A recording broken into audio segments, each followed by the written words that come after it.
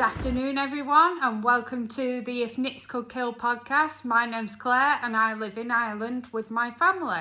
My little channel is all about knitting and crochet. I also take you sometimes on trips if I go out to yarn shops, and I show you my whips, what I've finished, new things that I've had delivered, and sometimes show you a couple of the scenes of Ireland while you watch it. So today I'd like to discuss some whips. I'm afraid there's a couple of whips I can't show you because there is a certain person that watches my YouTube channel, so I can't show you those until they have been gifted. But I'll always have plenty more to share with you, and I will let you know what the patterns are, what yarns I've been using, and I generally try to use yarns that you can just buy commercially. I'm not against hand-dyed yarn. I do have some hand-dyed yarn, but the price of it is a lot more in comparison to what I can make a sweater with in commercial dyed yarns. You will more likely see more commercial yarns being used in my projects. So since I last spoke to you, I was hoping to have my 4 seasons temperature blanket more or less done, but it took a bit longer than I expected. I couldn't decide how I wanted to do the joining of the 4 sections. I'll pop a picture up here so you know which blanket I'm on about. And so I did actually attach them all together, and then I didn't like it, so I ripped all the stitches back out again, and I've just started putting the sections back together again. So that blanket won't be shown today. My massive Planet Earth temperature blanket, I'm not going to also show that today because there's not been that much, you can't see the difference in it that quick. So that one I probably will show you once a month, maybe, depending how many lines I've got done. I do 2 lines a day on that one, and the last time I showed you I was just coming up to May. So maybe when I've added June and July in, then I will show you when I get to that section. So I'll show you the whips I can show you today. So my first whip I keep in my Amazon bag. These are really cheap, but they're absolutely brilliant, and they're great for socks. This is my first one, and I am making the Twilight Garden socks, and I've just finished the leg. That's the back. I'm making the shorter version, the normal sock version. I think you'll remember these from last time because I wasn't sure what colour to put with them, so I've decided to go with the black. And this one I just have, I think, about 10 lines left of the leg to do. And I'm using the inside and the outside of the ball. I did have to take this one apart because I messed up on the heel. I was trying to stripe the heel and be funky, and I completely messed it up, so I've had to re-knit most of the leg again because I couldn't figure out where to pick up my stitches. It was so much harder with the colour work. So this is the Twilight Garden socks by Krupa Knits, and she's on Ravelry. These have been a great colour work pattern. I am using Drops Nord in black for my plain, and this one is, I'll just see if I have the tag. Yeah, this one is Knit Pro Symphony Terra, which I picked up when I was in England during the summer last year. And this is a 75% superwash merino, 25% polyamide, and it's a fingering weight yarn. And I'm really enjoying these. They're looking great, and I'm really enjoying colour work socks. So I have got a few new ones lined up, and I will talk about them later, about new patterns that I've actually purchased or come across that have been free later on in the talk. So that is my first whip. My second whip you would also have seen last time, is my Dustlands blanket by Stephen West. So I'm making my way through these. These are the balls that I picked up a couple of years ago now, when they were on like 5 for so much in a shop online. So I grabbed a load because I was going to do the colour pooling blanket, and then I didn't enjoy doing the colour pooling blanket. I need to remember to move my my progress keeper, because that's where I was last time I spoke to you, and I do 2 lines a day on this one. Now this yarn does change through, as you can see at the bottom there with the blue, and it's gone to a beige, but I really love it. I do really like this. I don't mind the way it's doing it, and I think it's going to make a beautiful blanket. I'll just give you a close-up. So I think I've got about 230 stitches or something. I've gone for the medium size. I didn't want a lap blanket, but I didn't want a massive blanket that will cover my bed. So I just went for the medium one. And there's so many rows, and then I'm just moving my thing up so I know where I am when I come back next time. You do so many rows, and then you go back to number 1 again, and you do them rows again for as long as you want the blanket. So I think this one is going to be beautiful, and I'm loving the colours. This just seems to be my colour. I really like the very seasidey colours. So I have 10 balls of this, and this is the Signet Baby Pure print. It's lovely and soft, and the colourway is Ocean Mist. My third whip, I went to England for a couple of days, and I brought my son back a teddy, and I got this in the same shop as his teddy. It's a super cute canvas bag. So I stole this because, well, I didn't steal it because I bought it. But I only bought it because I got his teddy, and it's from Kenji. So I just thought this is a great project bag for on the go. I can put it over my arm and just take it wherever. And this is the Wild Air Sweater by Rain Knitwear Designs. Now, I'm not massively far on this. I've only just started it, but this is one I mentioned last time that I wanted to cast on. It's lovely and soft. So I'm using Drops Flora in Pale Silver. It's colour number 3. And this is a 65% wool, 35% alpaca. And it's a fingering weight. It's you're only using a 3mm hook for this, so it's lovely and soft though. And I don't think this is going to make me itchy, so that'll be good. And I've paired it with my mohair, which is Drops Kid Silk, and it's the grey, which is number 10. So at the moment I'm just doing the top of the back, and I have to do it for so many inches, and then I have to put this on waste yarn and then pick up stitches on the other side to start the shoulders. It's lovely and soft. I've never used Drops Flora before, so this is my first, and I've never used the Kid Silk before, and I'm loving it. So I'm definitely going to use these again, and I love how it's giving this bit of a mild effect on my sweatshirt. So yeah, this is the Wild Air Sweater by Rain Knitwear, and that is also on Ravelry. My last whip I'm going to show you, you're going to be surprised how far I've got because I've only started, is the Stripe Hype Sweater by Veronica Lindberg.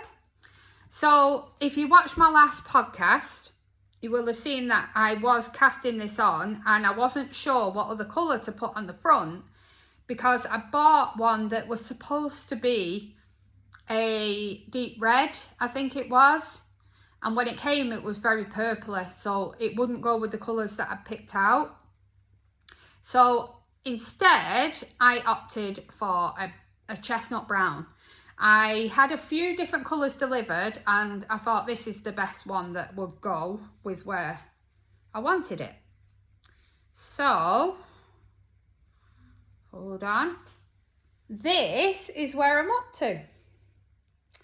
I am so chuffed that I've been able to do this. So I have, I do 4 rounds a day. So I've done my 4 rounds of brown today. So I'll do my 4 rounds of brown tomorrow. And then I have to do another strip of main colour, which is this beigey colour.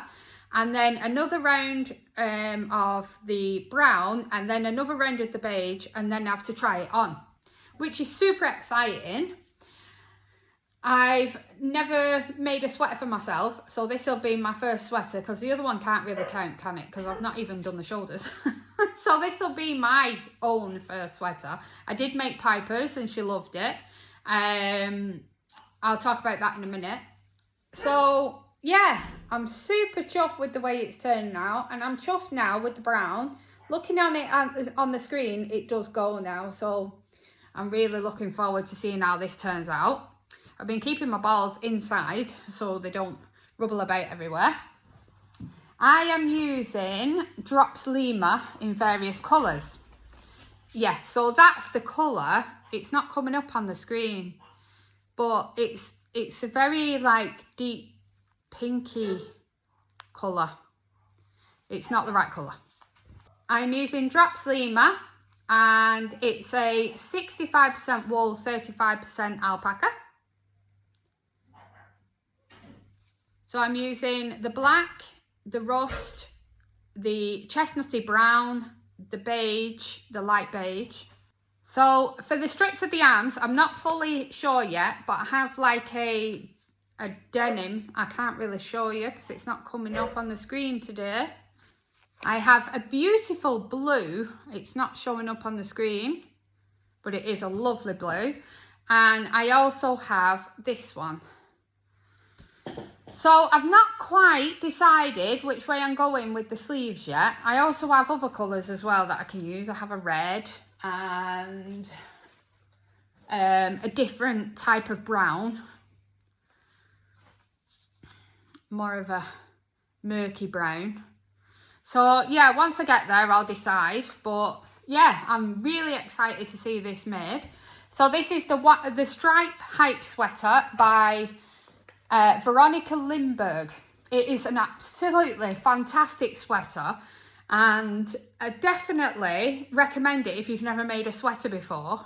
Even though I've not finished it, it works up so quick and it's so easy. There's no, you know, really tricky parts to it. It's all great. And I just think it's going to be such a beautiful, soft jumper, and I can't wait to be wearing it.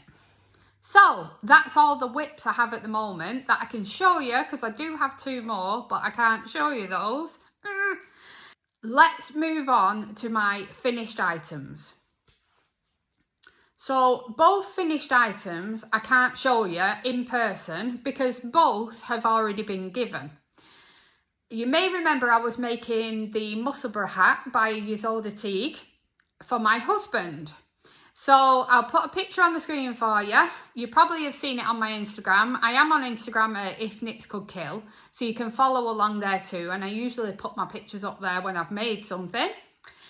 This is the size large, and I used Vera Yarn Designs in the colour Midnight. Now I did have to order another lot of this Midnight because the size large is fairly large and it took a lot of yarn and I ran out, so I did have to get a bit more yarn for it. So this is for my husband. He absolutely loves it and he wears it every day.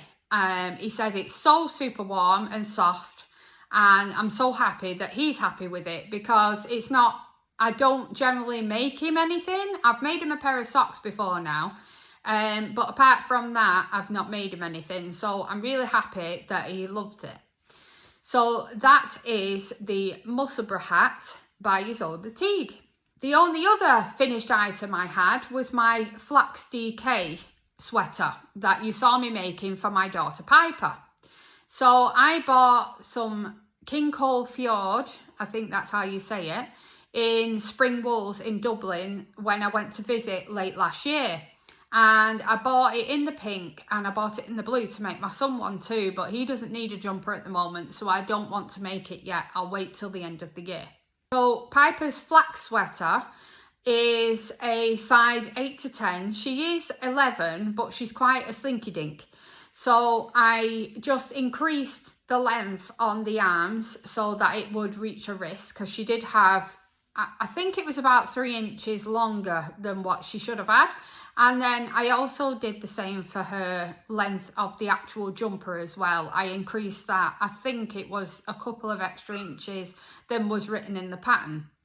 But I was super happy that I managed to do it without using all the wool and needing to order more. So I bought 4 balls while I was in the shop that day, and I've only used maybe 3 and a bit, which is absolutely fantastic for a jumper. I'll pop a picture up here for you, and I'll also pop a picture up of Piper wearing said jumper with, apparently this is how we're supposed to look these days on photos. So she was super happy with it, and she's had it on so many times since I made it. So I'm very happy to say that it was very well received. She absolutely loves everything I make her. So I'm sure this one is going to be a delight for her for a very long time to come. So that's the last of the finished items for this episode. I did have a couple of deliveries that came, but unfortunately, they are actually for the 2 projects I can't show you. So I'm not doing very well. The only new thing that I want to show you is this new knitting journal that I've made. So recently, when I've been going on Instagram, I have noticed that a few people are buying these knitting journals, and when I checked them out on Amazon, I found them to be a little expensive, or they didn't have everything in it I wanted. Now, I've not yet been able to do that myself, but I'm getting there. So I want to introduce you to my knitting journal. So I bought this 80 pocket A5 presentation display book on Amazon. And what I wanted to do was I wanted to have a knitting journal where I could write everything that I've been making, more or less like Ravelry, but I wanted a few extras in it as well. So I've made my own. I bought a PDF of a knitting journal from a lady on Etsy, which I will post down below. I also got another one that was crochet. So I just wanted to show you what you get, what I've put in it. There was so many different pages, but I didn't need them. So I only printed out what I wanted and printed it out at A5. So I got knitting abbreviations, yarn weights, which is always good, circular knitting needle guide, inventory, which I need to fill out yet because I am missing some sizes, a yearly planner, which is absolutely fantastic, and I do want to fill out all of that, future knitting project list, so that's really good, yarn wish list. I mean, come on, if you're a knitter or a crocheter, you definitely have a wish list. Then a knitting year in review, which will be great. Then I printed out, for now I've printed 20 knitting project planners.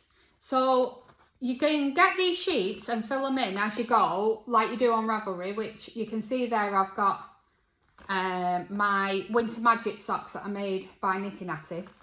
And you can record when you started and finished it, if it was a gift, if it was personal or to sell, what needles you used, what brands of and colour and weight of yarn you used, where you found the pattern, how much the pattern was, how much the yarn was, row count, size after blocked.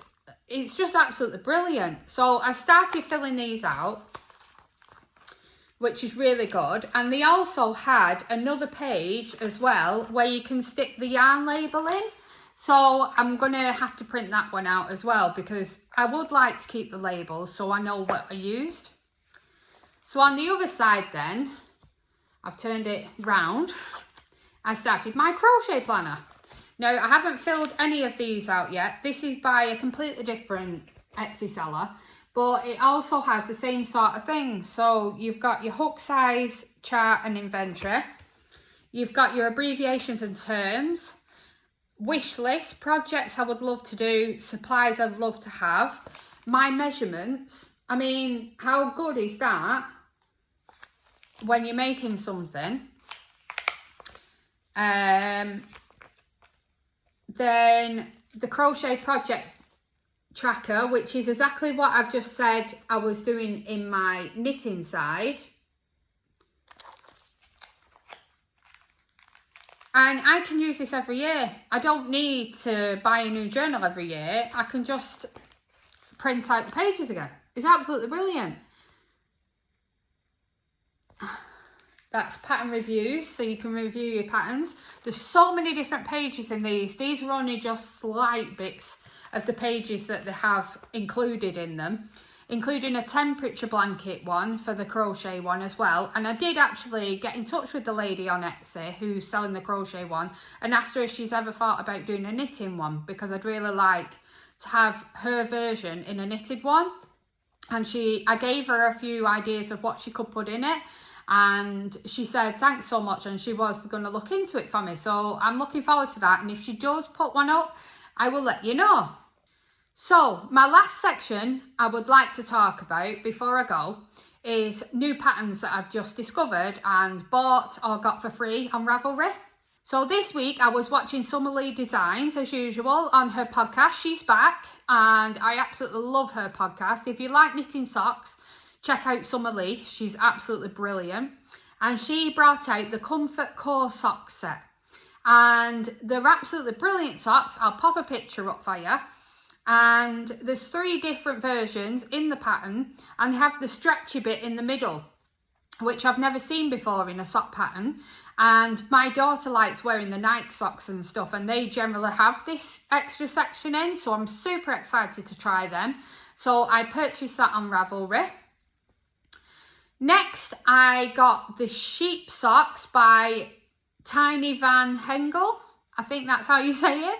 These super cute sheep socks are definitely in the near future for me. They are so cute, and I'm definitely going to make it in that pink colour.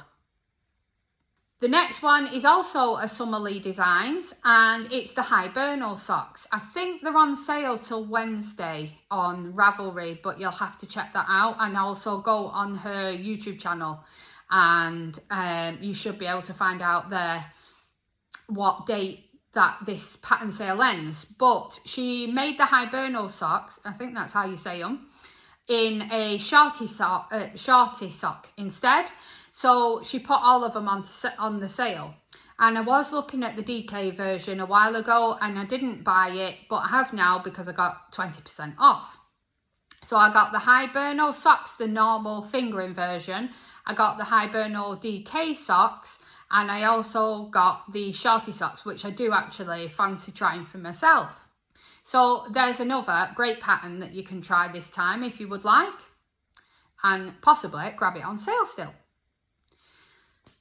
The last one, I was watching a podcast last night. I'm sorry, I can't remember whose it was, but I do like to watch these where they look at all different patterns that they've been making. And she was talking about the film reel socks. And this is by Alex Parker Mooney. These film reel socks look absolutely fantastic, and they're great for variegated yarn to mix, like I've done with my floral socks. And so I downloaded this yesterday, and these are actually a free pattern. So you can get these on Ravelry as well. And I'm super excited to try them. And I think I've got some lovely yarns in that I can use for them. So they are another one that's on the near future list for having a go of.